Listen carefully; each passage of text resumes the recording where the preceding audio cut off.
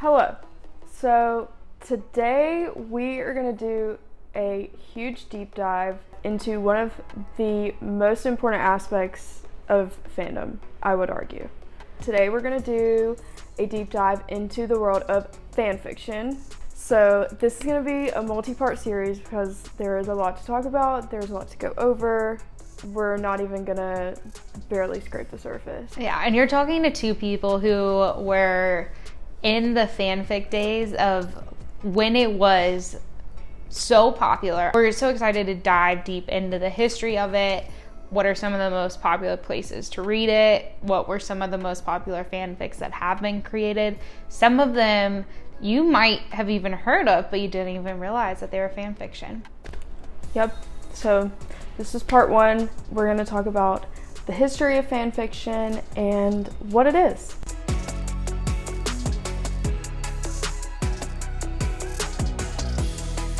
So when we were doing our research, it was so interesting to see that fan fiction, the term, has really changed throughout the entire history of the world. It used to be associated with like Shakespeare and actually writing fiction.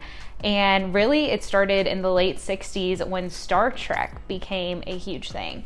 And that is when fan fiction got the connotation that we know it today and the definition of what is a fan fiction.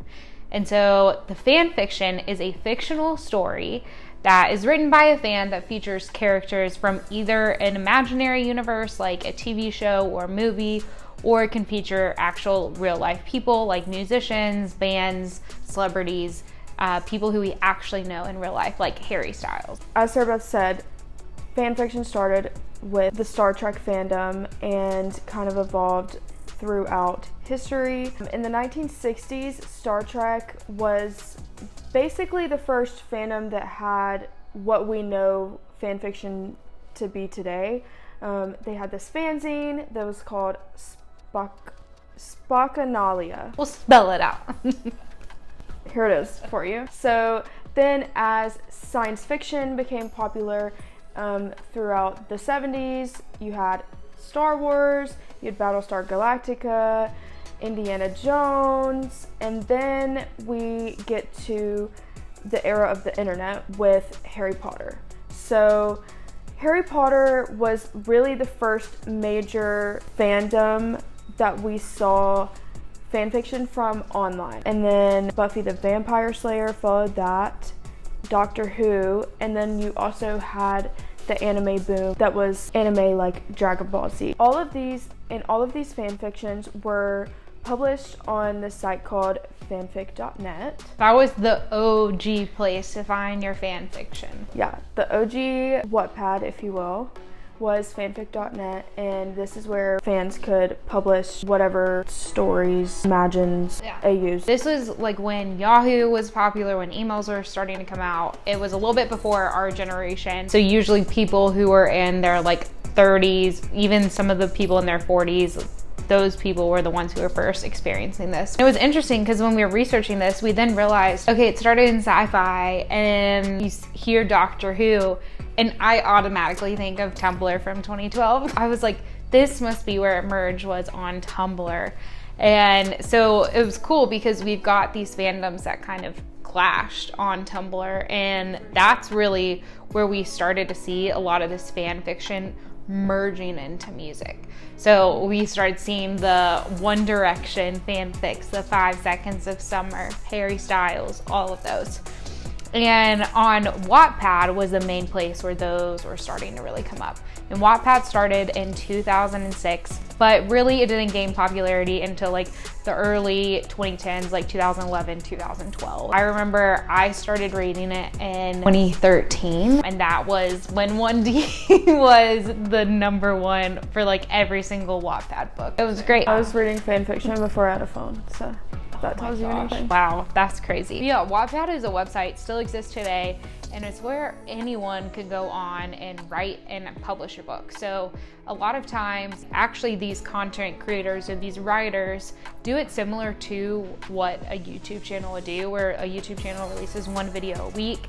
Well, these writers, they used to release like one chapter a week. So you were hanging on by a thread every single week, waiting for that chapter to drop, and you got to read it and find out what the cliffhanger was about, which was really cool. So as we said, Tumblr was a pivotal part of merging all of the fandoms together and really helped push music fandoms specifically into the world of fan fiction. Tumblr, if you don't know, is a blogging platform, and basically you can build out any sort of blog with pictures, photos, you can add a theme to it. And Tumblr started in 2007. Similar to Wattpad, it didn't gain popularity until the early 2010s. If you were on the internet between 2012 and 2016, you had a Tumblr, especially in 2013 and 14, which was the height of One Direction. Tumblr, I think, played a major role in developing what fan fiction became later. I think it also really pushed one-shots and imagines over just like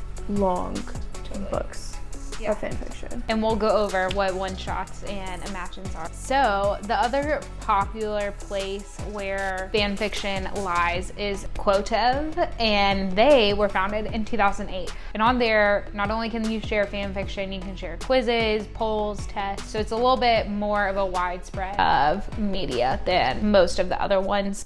But on there, it's definitely not as big as a Wattpad, and it's a lot smaller.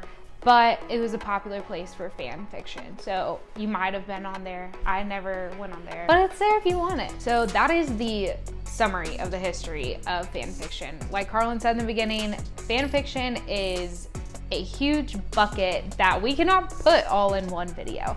And so watch the next video where we're talking about different types of fan fiction. Like we mentioned, the imagines, the one-shots, the actual full books that then became published and became movies.